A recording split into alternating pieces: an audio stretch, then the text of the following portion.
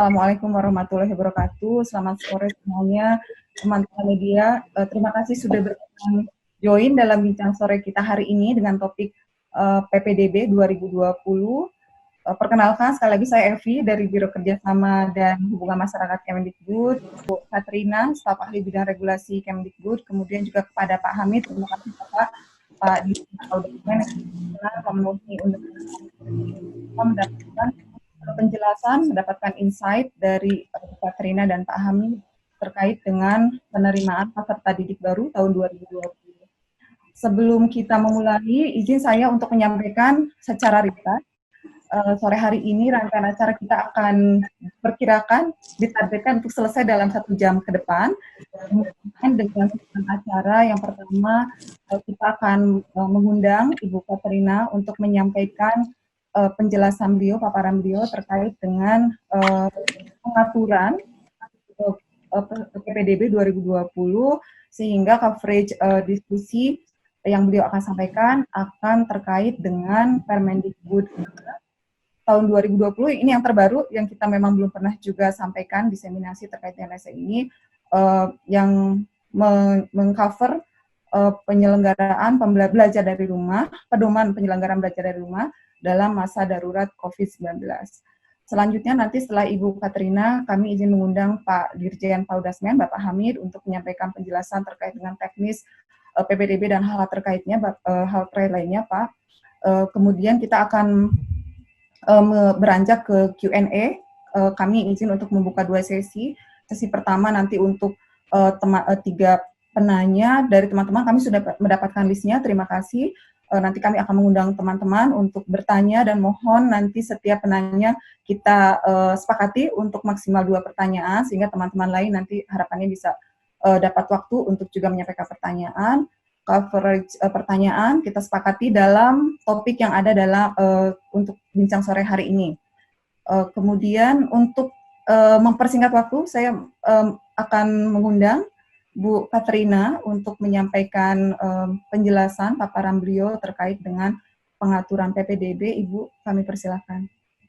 Selamat sore, Assalamualaikum warahmatullahi wabarakatuh. Salam sejahtera untuk kita semua. Terima kasih Bu Evi, yang terhormat Pak Hamid dan teman-teman wartawan semua. Pada kesempatan ini, sesuai dengan yang disampaikan Bu Evi, saya akan menyampaikan mengenai pelaksanaan PPDB ya pada masa COVID, dan sebagaimana kita ketahui PPDB dengan Permendikbud 44 2019 yang ditindaklanjuti adanya kebijakan pendidikan dalam masa COVID ini telah keluar surat edaran Menteri nomor 4 tahun 2020 dan juga tindak lanjutnya dengan surat edaran Pak Sekjen tahun 15 tahun 2020, dan saat ini juga kami sedang memfinalisasi satu surat edaran yang terkait dengan bantuan teknis dalam pelaksanaan PPDB khususnya terkait dengan sistem online. Nah, prinsipnya bahwa pertama pelaksanaan PPDB sesuai dengan Permendikbud dan 2 SE tersebut ya, kita minta dalam pelaksanaan COVID ini dilaksanakan secara daring. Ya, karena memang pada prinsipnya pelaksanaan PPDB secara daring itu sudah kita minta atau dilaksanakan mulai tahun 2017 dengan Permendikbud PPDB yang pertama nomor 17 tahun 2017. Jadi kalau pemerintah daerah sudah melaksanakan PPDB secara daring, seharusnya tidak masalah pada masa COVID ini. Yang kedua yang mungkin menjadi masalah ketika metode luring atau yang kehadiran langsung yang berada di sekolah ya, karena daerah remote area maupun mungkin ada beberapa hal yang tidak memungkinkan ketidaksiapan daerah untuk melaksanakan daring. Ini mungkin yang menjadi hal yang perlu dipersiapkan lebih lanjut dalam pelaksanaan PPDB tahun ajaran 2020-2021. Ya, tentu saja sesuai dengan yang diperintahkan dari Bapak Presiden ya dan tim gugus COVID-nya sendiri, bahwa pelaksanaan jika memang tidak dapat dihindari adanya pelaksanaan yang harus melakukan pertemuan langsung, maka untuk metode luring tetap harus memperhatikan protokol kesehatan. Ya, protokol kesehatan kita tahu penyediaan masker itu penting, atau yang disiapkan oleh sekolah maupun oleh peserta didik yang bersangkutan. Yang kedua, menjaga jarak, lalu menyiapkan hand sanitizer ya, dan tidak melakukan kerumunan. Oleh karena itu dalam metode luring yang kami harapkan adalah kesiapan pemerintah daerah untuk jauh-jauh hari menyampaikan pelaksanaan PPDB-nya dilaksanakan secara luring, sehingga juga membagi waktu ya, sehingga tidak terjadi kerumunan yang mungkin lebih mempersulit pengaturan menjaga jarak, karena ini akan tergantung dari space yang ada, ya, lahan atau ruang yang ada, seberapa luas pendaftaran itu bisa dilakukan di masing-masing sekolah. Ini sangat penting ya. Jadi kalau sekolahnya luas, mungkin kerumunannya bisa agak banyak ya. Tapi kalau sekolahnya sendiri tidak luas, nah ini yang masing-masing dinas itu yang harus mengawal bagaimana metode pelaksanaan luring itu dapat berjalan sesuai dengan protokol kesehatan.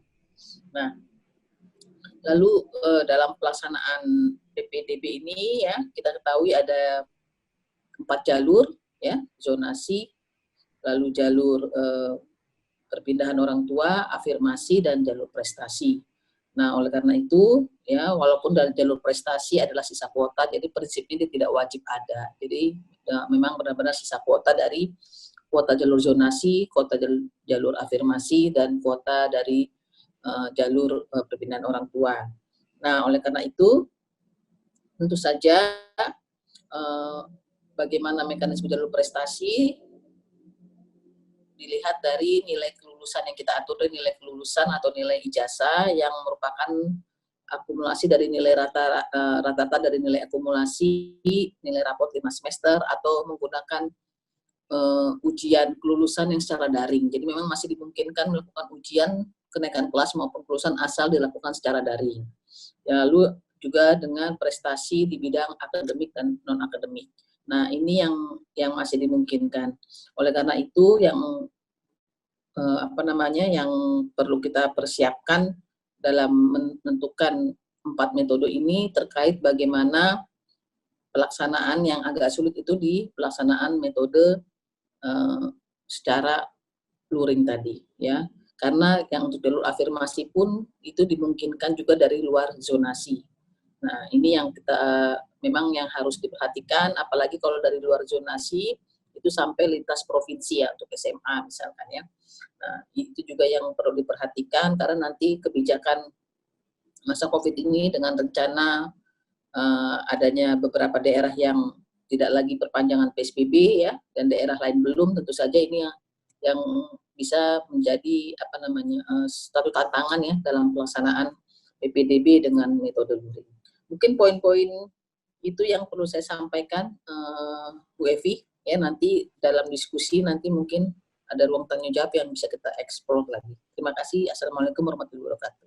Waalaikumsalam warahmatullahi wabarakatuh. Terima kasih Bu Katrina, Bu Staf Ahli Bidang Kemdikbud.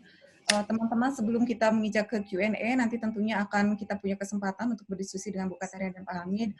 Kami izin selanjutnya untuk mengundang Pak Hamid, Pak Dirjen PAUD Dasmen, untuk menyampaikan penjelasan sore hari ini. Silakan Bapak. Baik, terima kasih. Assalamualaikum warahmatullahi wabarakatuh.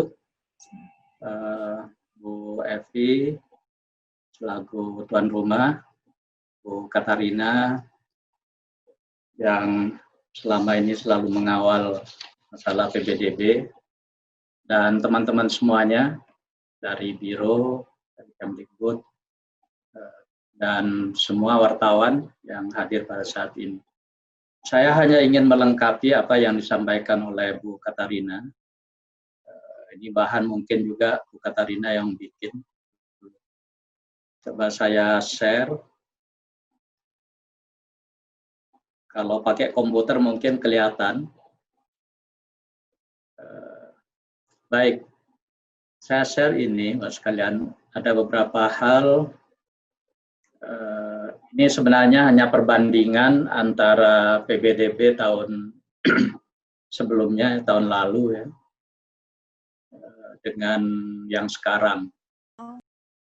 Jadi kalau yang tahun lalu itu kan zonasi paling sedikit 80%, kalau tahun ini zonasi paling sedikit 50%.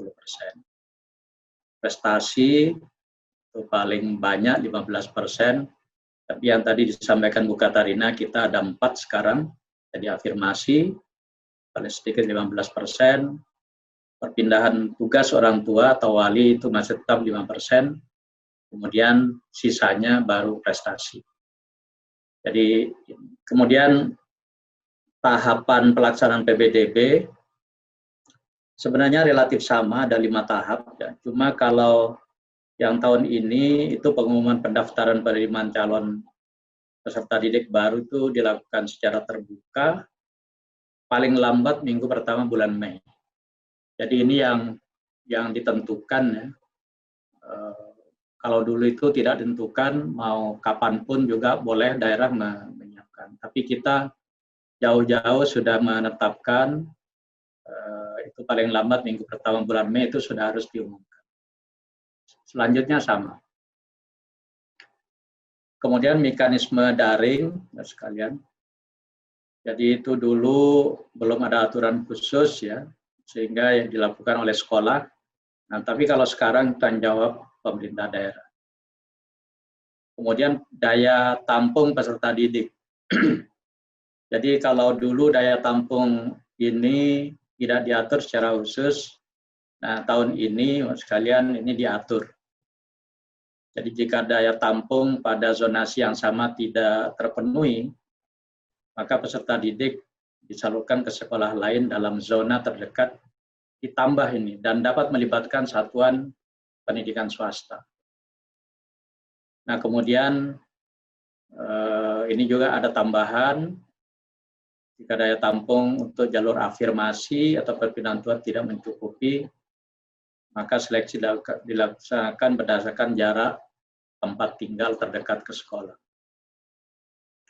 Kemudian ini yang jalur prestasi, ya. Jadi jalur prestasi ini jika untuk jalur prestasi tidak mencukupi, maka seleksi dilakukan dengan penentuan pemeringkatan nilai prestasi oleh sekolah. Jadi semuanya ini diatur lebih jelas ya daripada tahun sebelumnya. Nah kemudian, teman sekalian, ini tadi sudah disampaikan oleh Bu Katarina,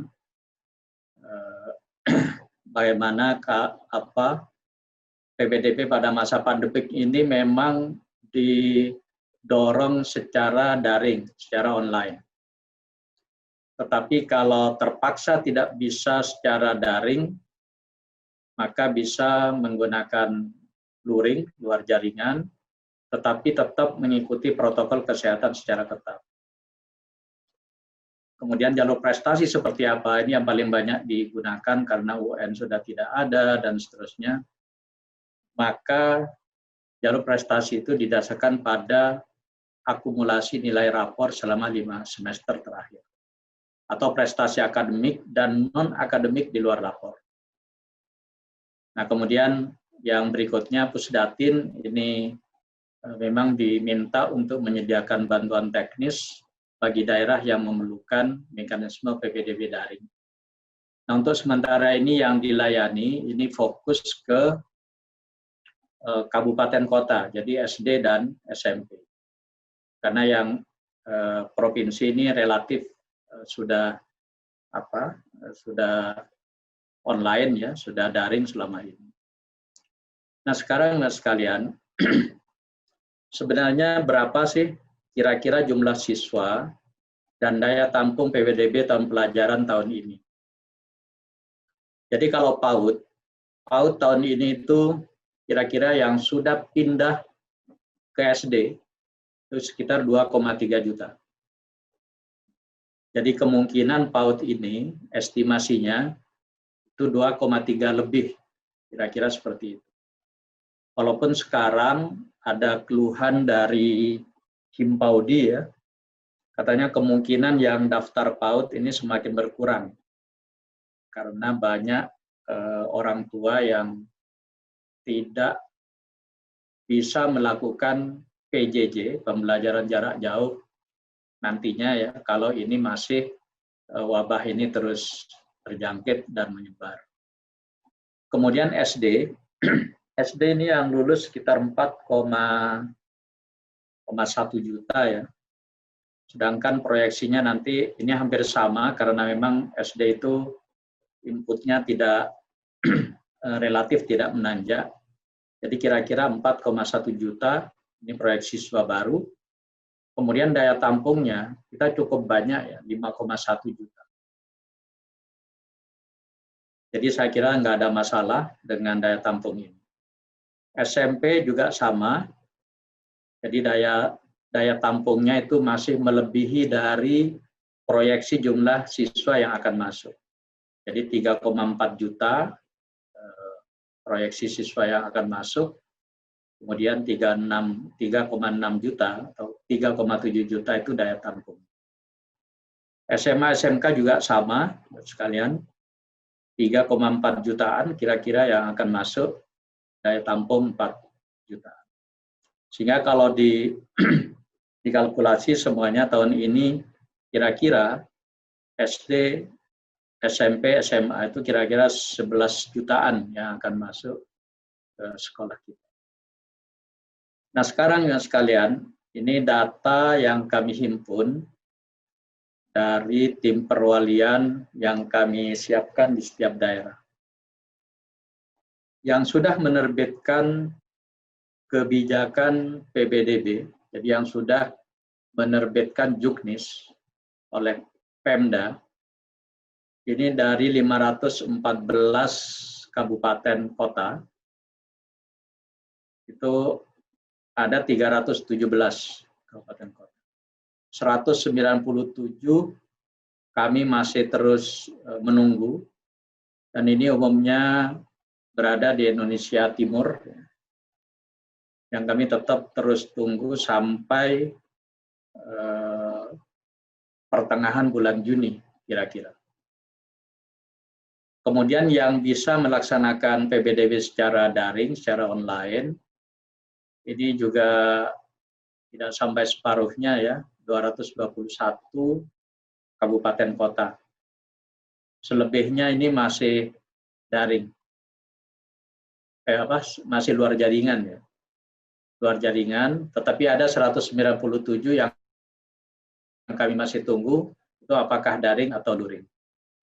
Kemudian ada 177 kabupaten kota ini yang dibantu sistem PBDB daringnya itu oleh Pusdatin. Jadi cukup banyak yang kita bantu. Nah ini kalau tingkat provinsi untuk SMA SMK, 14 provinsi semuanya sudah PBDB secara daring. 19 provinsi ini PBDB campuran, daring dan luring. Ada satu provinsi yang belum melaporkan sampai sekarang, yaitu Papua. Jadi ini hasil rakor kira-kira 3 minggu yang lalu. Ini adalah daftar provinsinya, mana yang full online atau full daring, mana yang campuran, sedangkan yang masih belum melapor ini masih Papua. Saya kira ini tambahan dari saya. Terima kasih. Mungkin kami persilakan nanti melalui Bu Evi untuk bisa tanya jawab. Sekian, terima kasih. Assalamualaikum warahmatullahi wabarakatuh. Waalaikumsalam warahmatullahi wabarakatuh. Terima kasih Pak Hamid. Teman-teman media, izin untuk selanjutnya kita akan melanjutkan untuk sesi tanya jawab. Karena kita paham bahwa ada keterbatasan waktu, mohon kita sama-sama sepakati bahwa kami akan mengundang teman-teman media yang ada dalam list penanya sebagaimana sudah kita sepakati sama-sama sebelum acara ini. Yang pertama sebenarnya kami mendapat ada 9 media yang akan bertanya, 9 teman-teman untuk sesi tanya jawab yang pertama. Pak Hamid dan Bu Katrina mohon berkenan untuk merespon pertanyaan dari Mbak Citra Medcom, kemudian kami undang terlebih dahulu, kemudian Mbak Rini dari Kedaulatan Rakyat, selanjutnya Mbak Fei dari CNN.com. Mungkin itu untuk sesi pertama terlebih dahulu, nanti akan direspon oleh Bu Katrina dan Pak Hamid, baru selanjutnya kita akan beranjak ke sesi Q&A berikutnya. Silakan. Mbak Citra dari Medcom. Bu Evi, Mbak Citra digantiin sama saya, Bu Evi Ilham. Silakan Mas Ilham. Pertanyaan pertama itu, kapan resminya tahun ajaran baru akan dimulai, dan apakah sudah bisa dilakukan tatap muka? Kalaupun udah, itu nanti di dalam kondisi new normal ini skenario-nya akan seperti apa? Pertanyaan kedua, misalkan nanti sekolah udah mulai dibuka, terus apakah guru dan siswa itu boleh menolak, misalkan karena alasan tempat tinggalnya berada di zona merah. Nah, itu kan pasti akan jadi kebingungan tersendiri bagi orang tua di menghadapi kondisi seperti itu. Sementara itu dulu, Baik, terima kasih Mas Ilham. Pak Hami dan Bu Katrina, kita akan peroleh dulu pertanyaan untuk dua penanya berikutnya ya, Bapak dan Ibu. Dari Kedaulatan Rakyat, silakan. Terima kasih Rini dari Kedaulatan Rakyat. Ibu selamat kenal, salam kenal dan minal aidin untuk semuanya. Pertanyaan saya yang pertama, hampir sama dengan Mas Ilham, seandainya sekolah itu diberlakukan masuk, mulai kapan kepastian tahun ajaran baru itu? Karena ada yang mengusulkan untuk dimulai Januari. Apakah usulan itu diterima dari Kemdikbud atau seperti apa? Kemudian yang kedua, pertanyaannya opsi memperpanjang PJJ, pembelajaran jarak jauh. Seperti apa ya Pak Hamid yang akan disampaikan ke masyarakat? Terima kasih. Baik, terima kasih Mbak Rini. Mbak Fei dari CNN.com, silakan Mbak Fei. Izin Ibu, Bapak pengen nanya sama Pak Hamid terkait, pertama terkait pembukaan sekolah, mungkin selama ini belum ada pernyataan dari Kemdikbud sebenarnya alasan kenapa memilih salah satu wacananya di bulan Juli itu karena apa sih? Apa mungkin melihat efektivitas PJJ yang selama ini nggak merata di daerah-daerah yang masih terkendala. Kemudian kemarin itu ada pemberitaan terkait pemerintah kota Bukit Tinggi yang menyatakan sekolah bakal dibuka Juli 2020 di sana. Tapi nggak semua jenjang, jadi cuma hanya SMP, SMA, dan 4 kelas di SD. Nah, sedangkan Mas Menteri sendiri udah menegaskan kalau pembukaan sekolah itu ada di tangan gugus tugas. Nah, artinya sebenarnya keputusan ini kalau kasusnya seperti ini tuh ada di mana sih? Apa mungkin di daerah masing-masing atau memang tetap ada di pusat gitu? Terima kasih Bu, Pak. Terima kasih Mbak Fei. Pak Hamid dan Bu Katrina, teman-teman media semuanya, demikian untuk sesi pertama. Mungkin kita coba memohon perkenan Pak Hamid dan Bu Katrina untuk merespon 3 pertanyaan. Kelihatannya agak mirip-mirip Pak Hamid dan Bu Katrina. Pertama tentang kapan tahun ajaran 2020 akan dilaksanakan. Kemudian kenapa memilih sekiranya Juli ini, kenapa Juli, kenapa tidak diundur. Kemudian tadi ada hal-hal spesifik tentang Pemkot tertentu terkait dengan pembukaan sekolah secara teknis dalam hal gitu ya. Pertanyaan berikutnya secara teknis, apabila jarak antara sekolah dengan tempat tinggal, tempat domisili ini berbeda, kondisi menurut gugus tugas tidak di zona hijau, seperti apa nanti teknisnya. Kemudian tadi tentang perpanjangan pembelajaran jarak jauh, mungkin itu yang menurut catatan saya, summary dari pertanyaan ketiga penanya, Mbak Fei, Mbak Rini, dan Mas Ilham. Demikian. Mohon Pak Hamid dan Bu Katrina berkenan untuk merespon. Silakan Bapak. Nggak ada yang tanya PPDB. Perpanjangannya dari PPDB. Silakan Nanti Pak mungkin ditambahkan juga. Baik gini ya. Jadi kenapa Juli? Jadi itu memang kalender pendidikan kita itu setiap tahun memang dimulai minggu ketiga Juli dan berakhir akhir Juni. Itu setiap tahun seperti itu.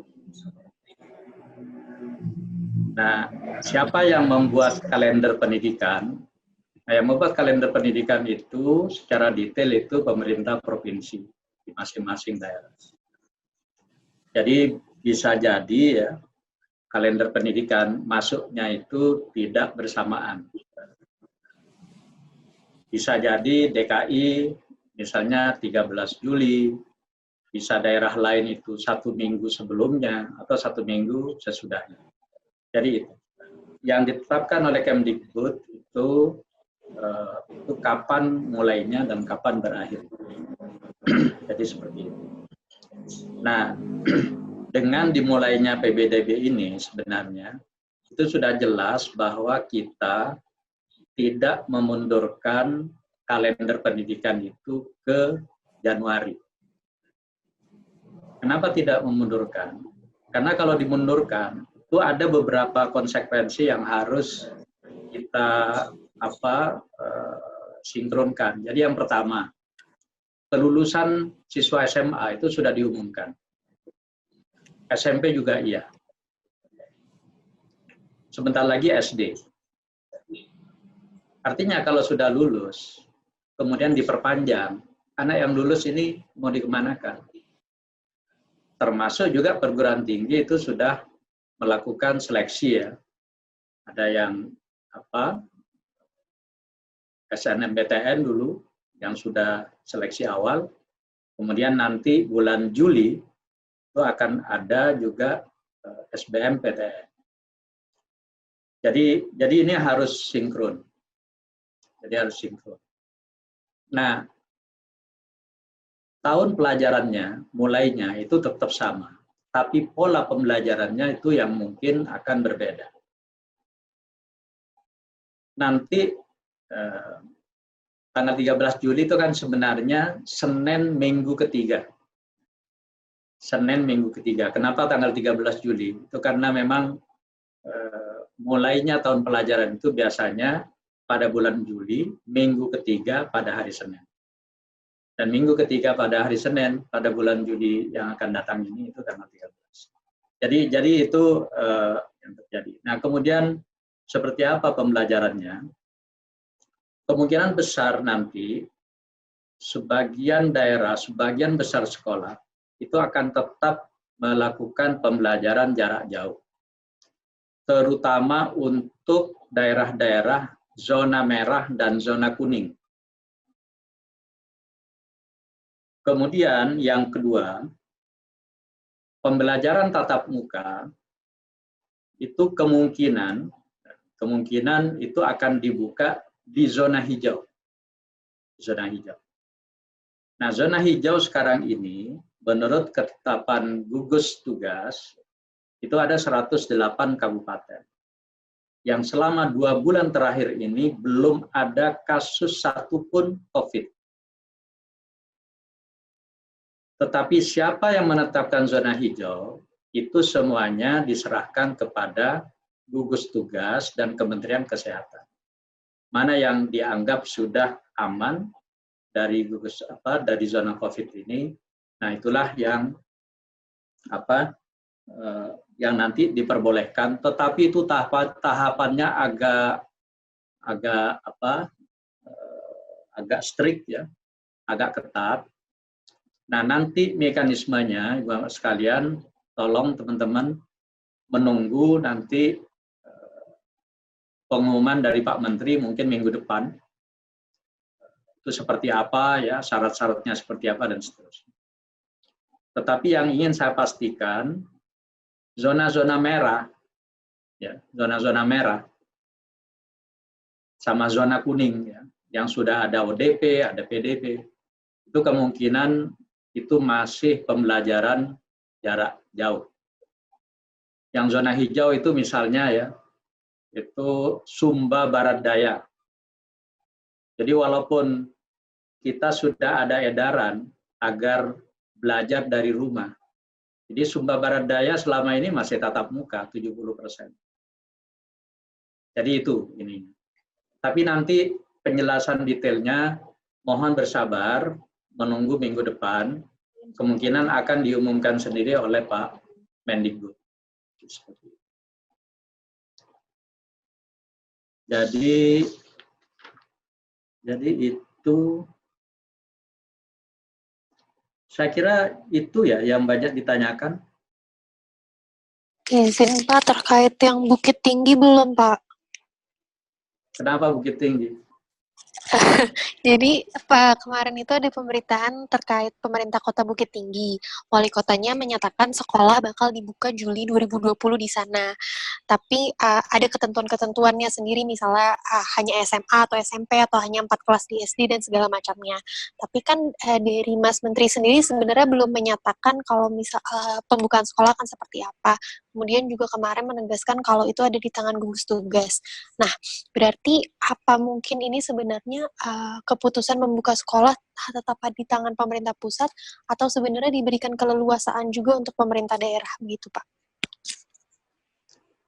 Jadi begini ya, yang menentukan bahwa daerah itu boleh membuka, artinya membuka sekolah tatap muka ya. Jadi pembukaan sekolah dengan pembelajaran tatap muka itu nanti yang menentukan mana daerah yang boleh dan mana yang tidak, itu atas rekomendasi gugus tugas COVID nasional.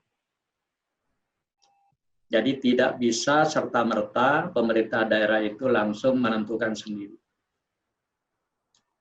Jadi itu. Jadi itu yang ingin saya tegaskan. Nah, nanti detailnya mohon menunggu minggu depan.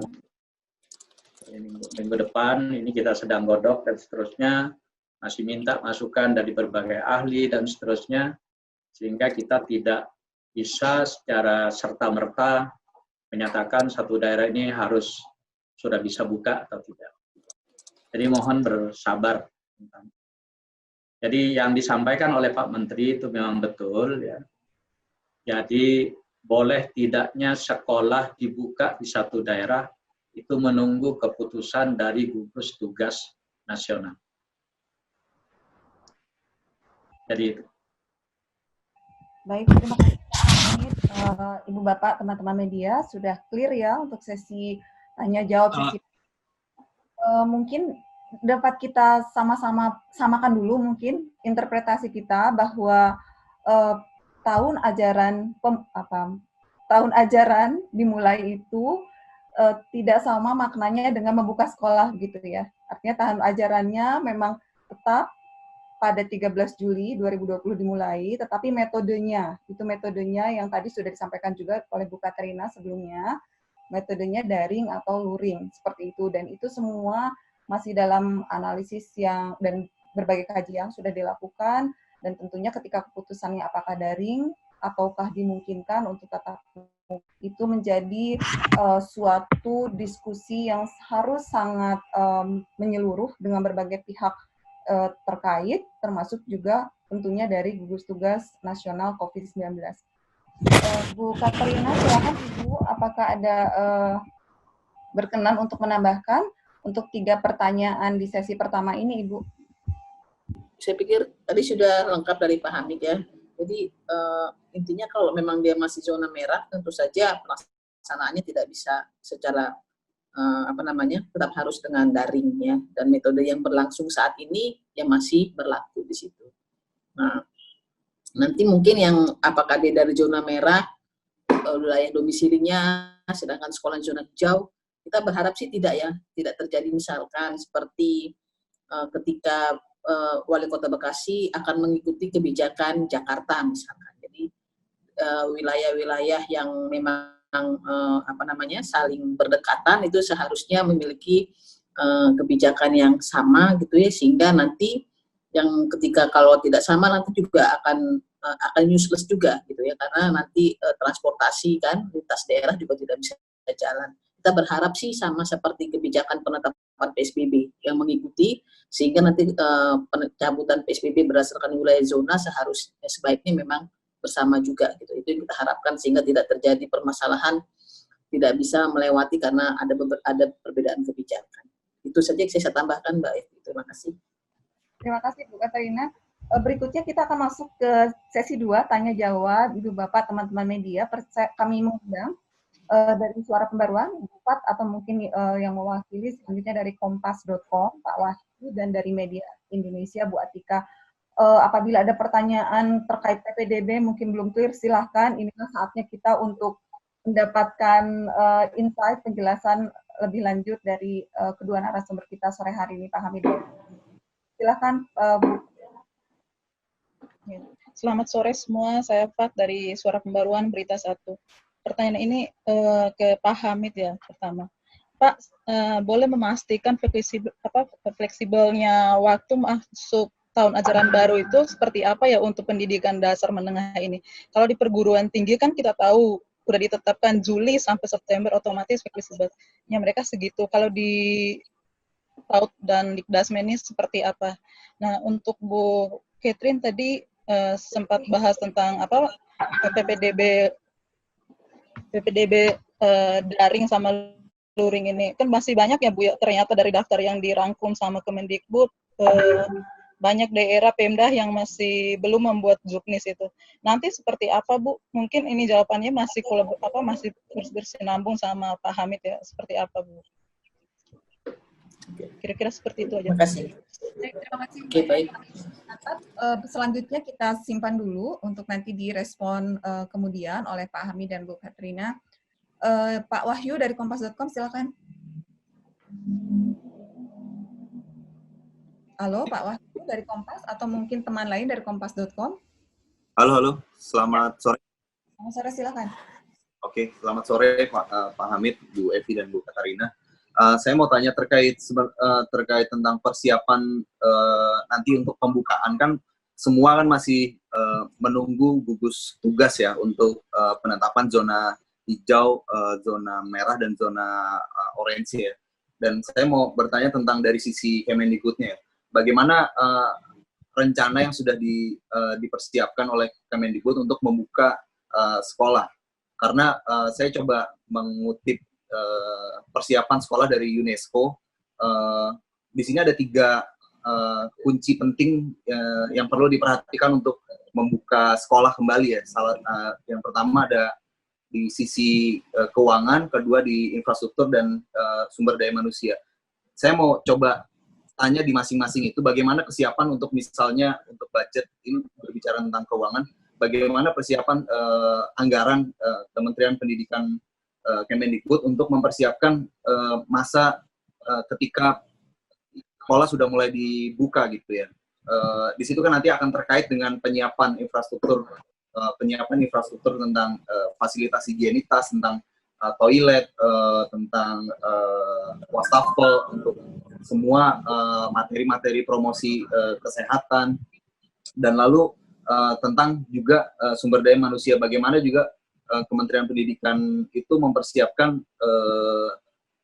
training guru dan murid-muridnya, karena kan kalau kita coba pahami menggunakan masker itu kan juga sangat sulit ya, buat orang dewasa saja misalnya itu sangat sulit ya, bagaimana itu juga nanti untuk edukasi ke teman-teman yang siswa-siswa di sekolah ya.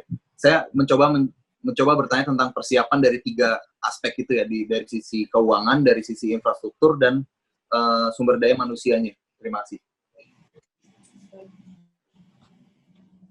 Baik, terima kasih Mas Wahyu. Berikutnya dari Media Indonesia, silahkan. Yang pertama terkait apa yang sudah ditanyakan teman-teman, Pak, mohon juga konfirmasi tentang soal masuk sekolah ini. Kan sekarang sudah ada semacam ORG ya yang buat kompetisi untuk tidak masuk ke sekolah gitu loh. Karena berbagai macam dia buat alasan-alasan, dan juga mencontoh mungkin Finlandia yang dibuka sekolah ternyata muncul lagi gelombang kedua COVID-nya. Nah, jadi jika memang nanti keputusannya adalah tidak tatap muka gitu ya, Juli itu dalam proses pembelajarannya, dan ada daerah yang melanggar misalnya, apakah daerah itu akan kena seperti apa, peringatan atau apa? Itu yang pertama. Yang kedua, PPDB ada 2 Pak PPDB. Yang menarik tadi juga Ibu Katarina, kalau daerah yang luring ya, kan Pak ada yang berapa wilayah masih luring nih jalan kemarin ini yang tadi disampaikan oleh Bapak dan Ibu. Bahwa yang luring itu seperti apa Pak nanti PPDB-nya, protokolnya seperti apa, dan aktivitasnya seperti apa. Begitupun nanti kalau kata Pak sudah Juli nanti, apakah nanti dia tetap tatap muka, tentu pengaturannya bagaimana gitu. Terus PPDB yang kedua tadi yang Bapak Hamid sampaikan menarik, kalau daerah itu nanti juga melibatkan pendidikan swasta. Nah ini bagaimana Pak yang swasta ini? Memang kemarin kan dulu juga mereka ngeluh itu, swasta itu kok kayaknya nggak dilibatkan gitu. Ini juga mungkin aspirasi yang menarik juga kalau memang swasta dilibatkan. Itu saja Ibu dan Bapak. Terima kasih. Terima kasih Mas Ubay. Pak Hamid dan Bu Katrina, kita sudah sama-sama notes beberapa pertanyaan dari Mbak Pat, Surat Baruan, kemudian Mas Wahyu dari kompas.com, dan dari Mas Ubay. Ini pada dasarnya bertanya tentang sekali lagi tahun ajaran, kemudian persiapan ketika tahun ajaran dimulai. Sekali lagi kita sama-sama pahami ya bahwa tahun ajaran ini tidak sama dengan pembukaan sekolah gitu, tidak serta-merta ketika tahun ajaran dimulai artinya sekolah kita. sangat dimungkinkan masih daring ketika memang kondisinya tidak memungkinkan gitu ya untuk tatap muka langsung. Kemudian tadi ada pertanyaan terkait PPDB ini Pak Hamid, Bu Katrina, untuk di daerah yang menggunakan metode di luar jaringan ini seperti apa protokolnya, kemudian pihak swasta ini bagaimana keterlibatan dan nanti teknisnya bagaimana.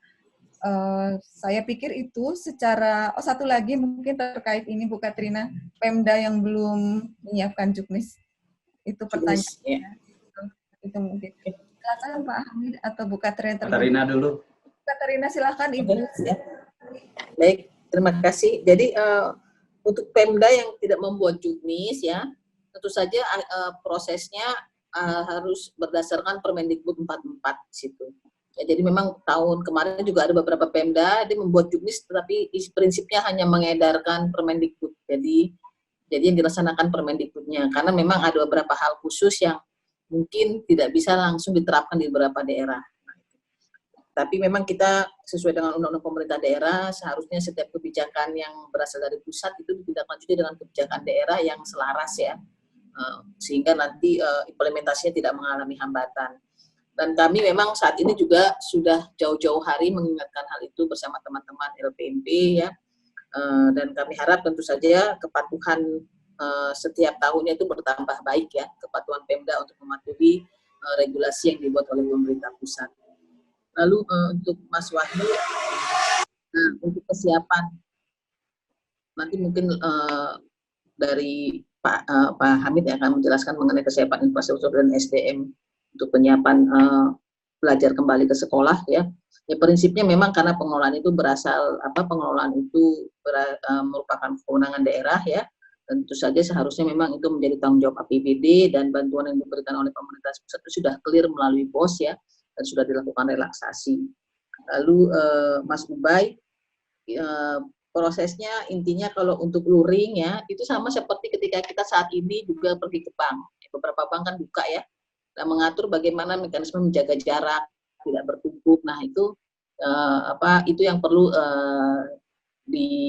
bisa diambil sebagai contoh gitu yang harus dilakukan oleh dinas pemerintah daerah tadi. Misalkan dilihat berapa sih luas sekolahnya, luas lapangannya yang memungkinkan, berapa yang ditampung ya, dengan jaga jarak 1,5 sampai 2 meter berapa banyak. Nah ini yang harus dipersiapkan jauh-jauh hari, sudah kami sampaikan dalam sosialisasi PPDB ya, sosialisasi Permendikbud ya sejak 1,5 bulan yang lalu untuk menyiapkan mekanisme yang luring khususnya. Jadi tidak masalah sebenarnya proses ini, yang penting tadi ya protokol kesehatan itu dipatuhi, dan mungkin nanti ya waktunya mungkin akan menjadi lebih panjang karena karena yang bisa berkerumun kan semakin lebih sedikit. Nah itu mungkin yang kami minta untuk diantisipasi oleh teman-teman dinas di daerah dan para kepala sekolah.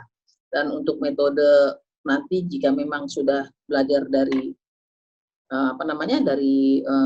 belajar ke sekolah gitu ya, maka tentu saja yang tetap dengan protokol kesehatan dan evaluasi tetap harus dilakukan bersama dinas gitu. Itu yang paling penting, karena nanti juga akan melihat tetap perkembangan penyebaran COVID-nya, apakah semakin menurun, apakah kembali menaik. Nah itu tentu saja akan menyesuaikan dengan kondisi yang ada. Itu saja mungkin dari saya. Terima kasih.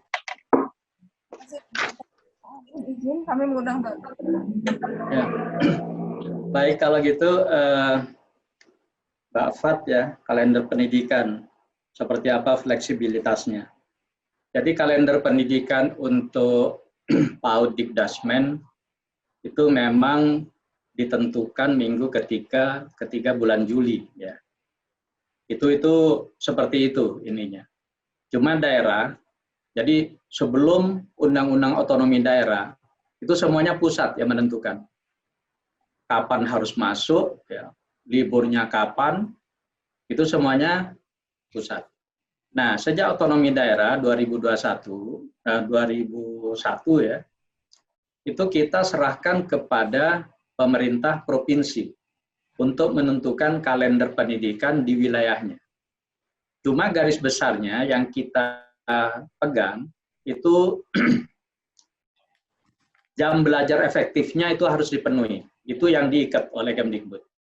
Jadi SD berapa ribu jam jam belajar efektif, SMP berapa, SMA berapa, dan seterusnya. Jadi itu yang kita tetapkan di Kementerian. Sedangkan kalender pendidikannya itu kita serahkan kepada masing-masing provinsi.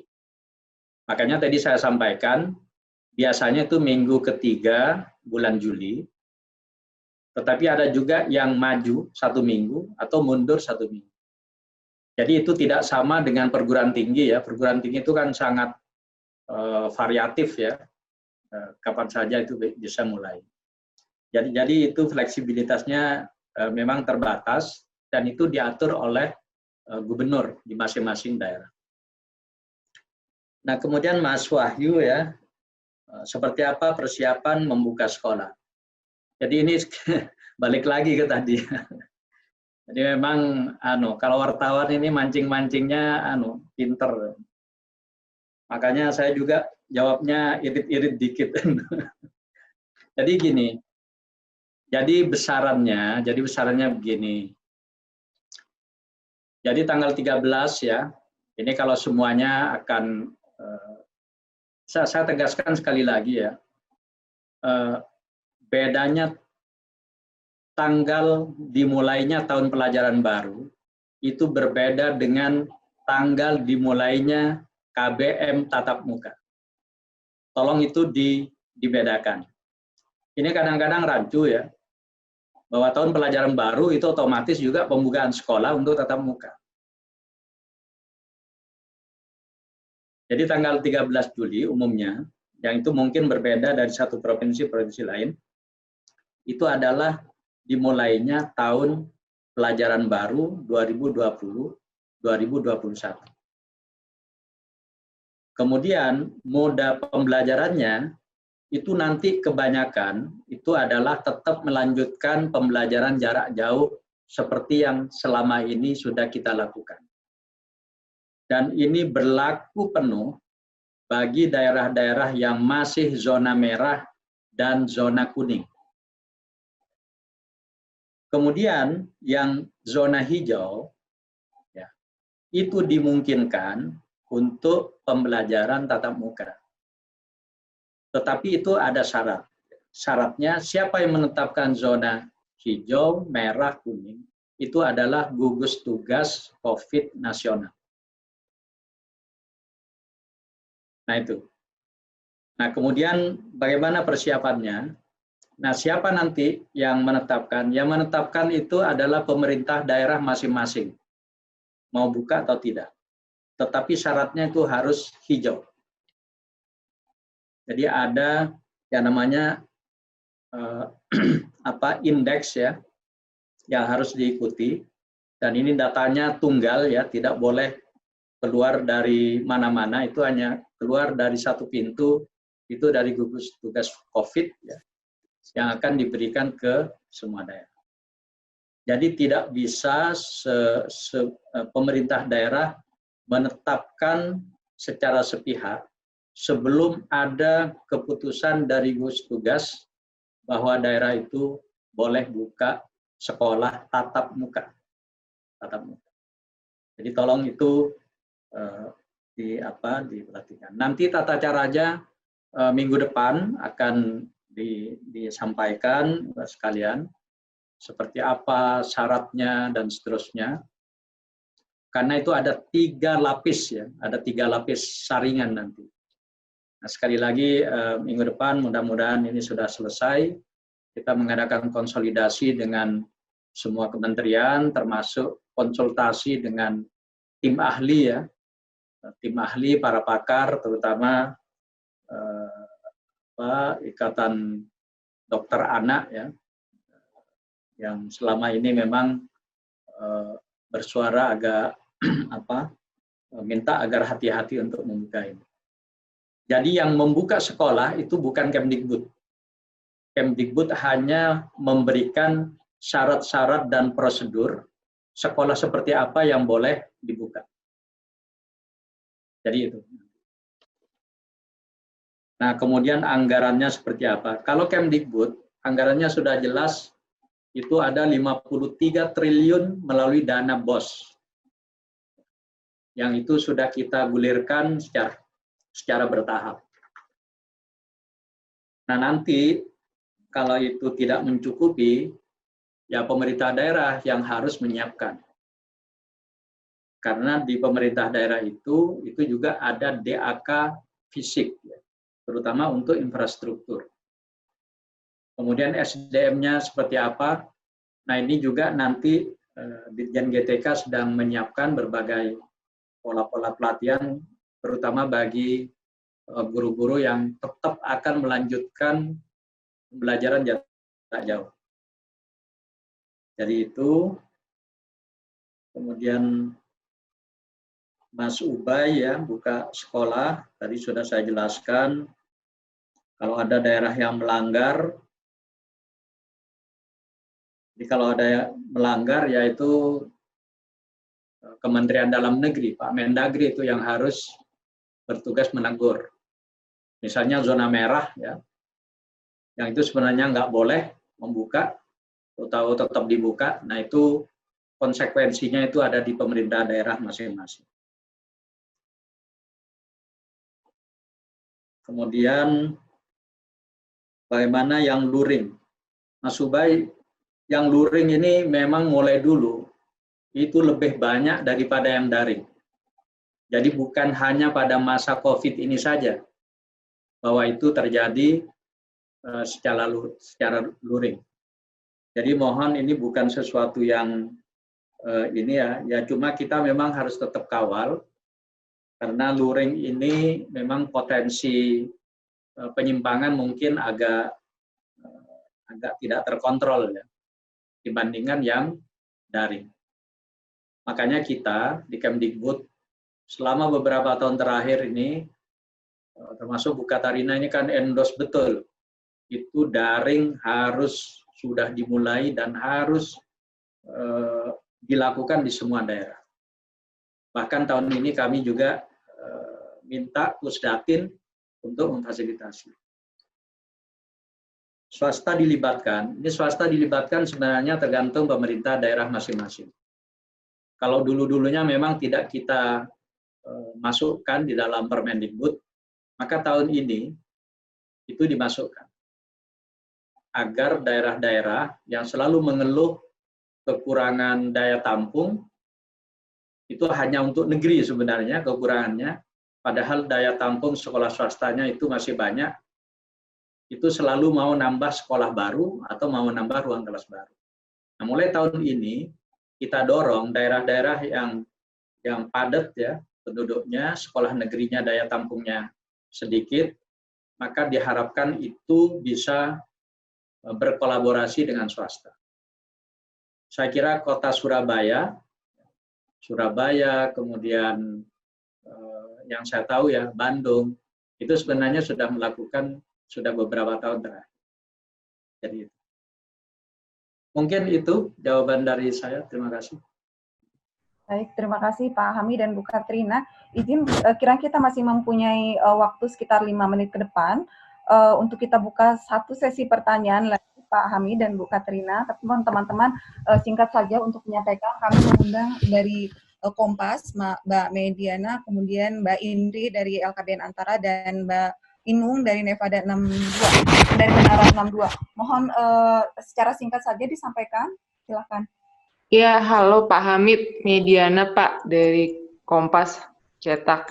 Pak, tadi kan sempat disebutkan yang zona hijau itu sekitar 100-an ya, sedangkan sisanya itu zona merah dan zona kuning. Dan itu mungkin otomatis akan langsung jarak jauh dan daring lah. Kalau selama ini, sejauh ini sudah ada evaluasi belum Pak soal model belajar secara online ini gitu. Kalau misalnya dilanjutkan lagi, nah itu seperti apa gitu dari evaluasi yang sudah ada. Terus itu dulu deh Pak. Kedengeran nggak Bu? Iya. Evaluasi PJJ-nya Bu dari daerah zona merah dan zona kuning. Baik, terima kasih Mbak Mediana. Selanjutnya Mbak Indri dari LKBN Antara, silakan. Baik Bu, selamat sore Pak Hamid, Bu Katarina.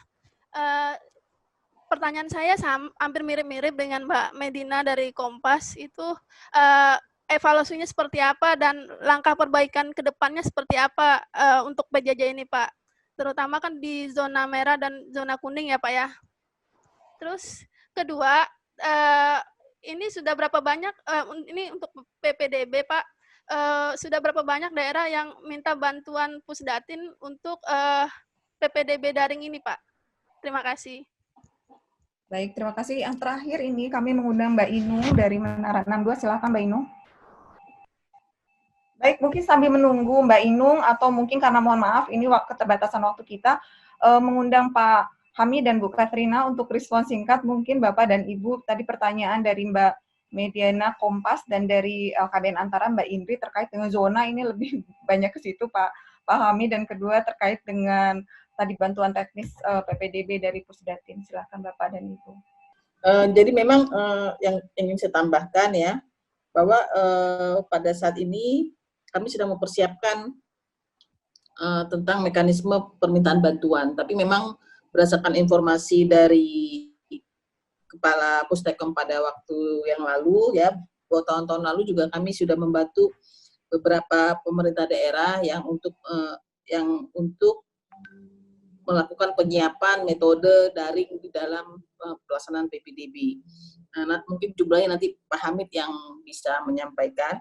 Lalu yang untuk mengenai evaluasi PJJ, jadi gini, jadi teman-teman kita harus sangat memahami kondisi di lapangan, bahwa dalam kondisi anomali ini tentu saja tidak mungkin kita menetapkan target yang sama seperti kondisi sebelumnya ya. Jadi pelaksanaan evaluasi tentu saja dari berbagai masukan ya, pemenuhan kurikulum tidak dapat berjalan maksimal, lalu bagaimana guru juga tidak dapat memberikan maksimal, itu tentu saja pasti akan berjalan, akan terjadi di dalam pelaksanaan PJJ seperti ini. Karena belum bisa saja dalam pelaksanaan juga hambatan lainnya adalah sinyal yang kadang-kadang on off ya beberapa.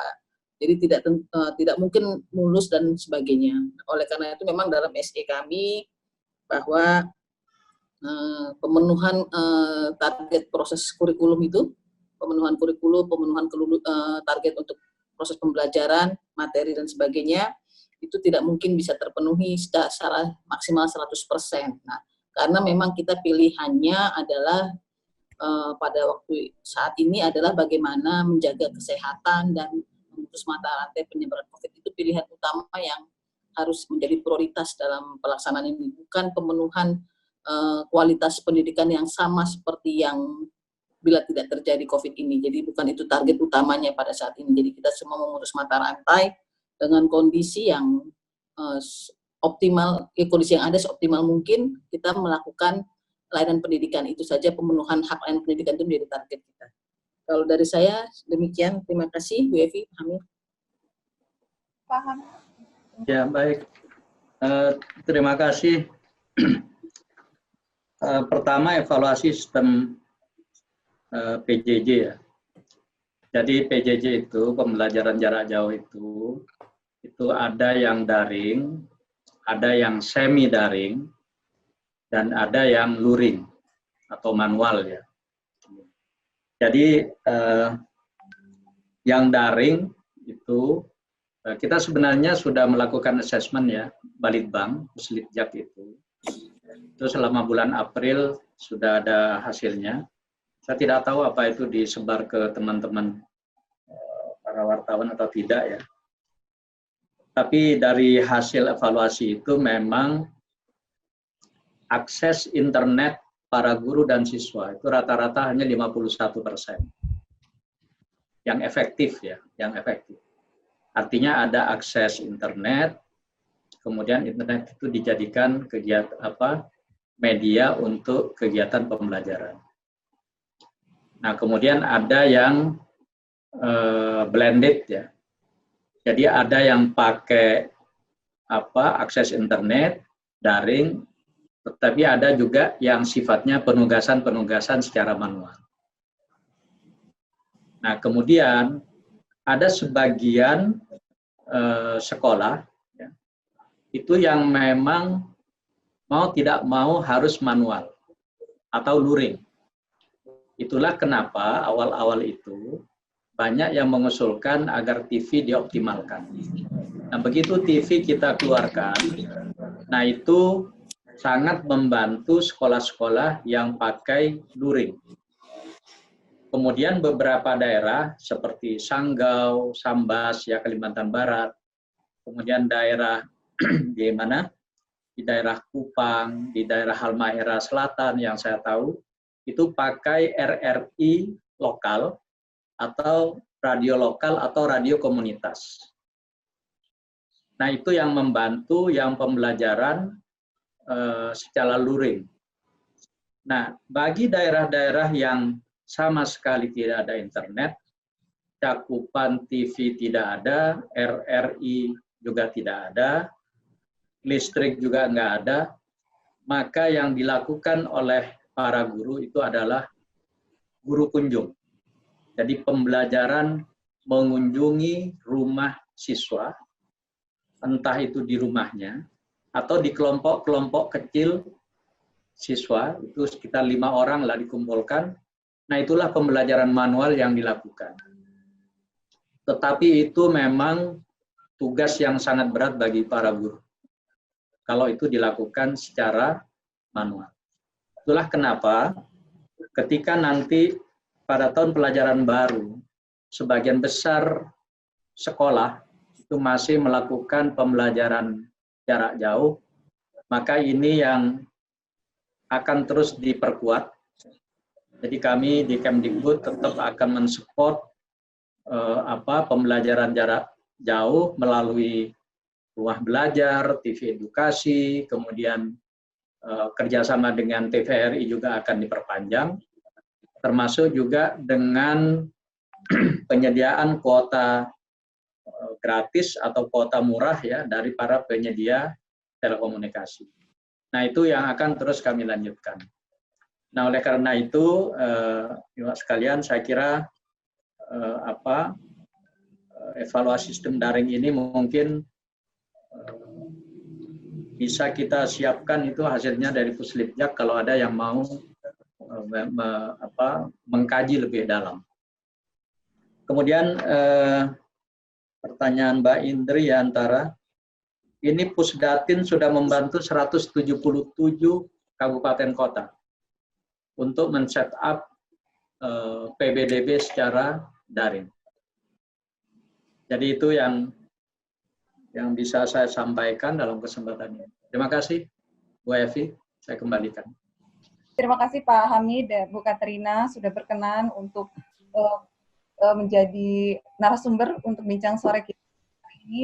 Teman-teman media sudah hadir, sudah banyak sekali mendapatkan penjelasan, tidak hanya terkait PPDB, Permendikbud 44, SL 4 dan SL 15, terkait dengan PJJ, dan tadi satu hal yang sudah disampaikan oleh Pak Hamid maupun Bu Katrina bahwa kita betul-betul bedakan antara tanggal 13 Juli yang sebetulnya bisa bervariasi begitu ya Pak Hamid antar daerah adalah tanggal mulainya pelajaran baru, tahun pelajaran baru 2020-2021, tetapi itu tidak sama dengan kegiatan belajar menggunakan tatap muka. Hal ini saya tidak akan simpulkan karena sudah juga tadi yang sudah disampaikan oleh Pak Hamid dan Bu Katrina. Satu informasi yang saya ingin sampaikan untuk teman-teman media, sudah ada juga infografis yang sudah disiapkan terkait dengan SE Pak Sekretaris Jenderal Kemdikbud SE 15/2020 terkait dengan pelaksanaan belajar dari rumah selama darurat bencana COVID-19. Nanti mungkin bisa dengan Mas Seno kita share ke teman-teman semua. Itu informasi yang dapat kami sampaikan. Sekali lagi terima kasih Pak Hamid dan Bu Katrina. Kami sudah sama-sama. Ya, sama-sama Bu Evi. Mohon terima kasih Bapak dan Ibu. Teman-teman media, mohon kiranya apa yang sudah disampaikan oleh Pak Hamid dan Bu Katrina di bincang sore kita hari ini dapat menjadi referensi untuk teman-teman, untuk kita semua, sehingga apa yang disampaikan kepada publik menjadi lebih jelas dan tidak ada spekulasi gitu ya untuk beberapa waktu ke depan. untuk hal-hal lainnya, mohon tadi juga yang sudah disampaikan Pak Hamid dan Bu Katrina bahwa di Kemendikbud tidak berhenti untuk melakukan analisis, kajian, berbagai alternatif yang kebijakan yang dapat diterapkan dalam masa pandemi COVID-19 ini. Monitoring dan evaluasi juga senantiasa dilakukan. Demikian bincang sore kita hari ini. Sampai jumpa di bincang sore kita berikutnya. Stay safe and healthy semuanya. Semoga kita semua diberikan kesehatan dan bisa berjumpa semoga di bincang sore secara secara luring begitu ya, ketika keadaannya memungkinkan. Semoga kita semua diberikan kesehatan. Sekali lagi terima kasih Pak Hamid, Bu Katrina, dan teman-teman semua. Izin kami menutup bincang sore kita hari ini. Selamat sore, Assalamualaikum warahmatullahi wabarakatuh. Terima kasih sudah nonton. Jangan lupa like, subscribe, dan share ya.